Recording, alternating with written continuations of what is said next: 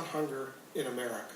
1 out of 7 Americans, including a lot of children, are hungry, they would say. And in fact, last week, 46 million Americans now rely on food stamps, really, to survive. What does that say about the wealthiest country in the world?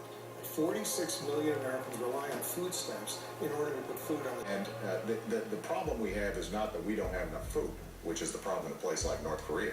The problem is that the distribution of income and wealth in this country has been a problem for some time. Wages and... Well, I think, unfortunately, the gap between the rich and poor and the haves and have-nots has widened.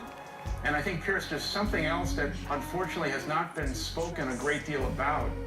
And that is, as a result of the deficit and the pressure on the federal government, the United States, the individual states, I believe 42 of the 50 states, are facing a budget deficit, and about 1/3 of the states are facing a crisis of insolvency.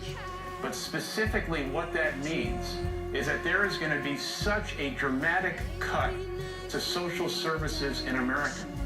And the people that is going to affect the most is the people in the safety net of social services, the people who don't have a voice, the people who are being left behind.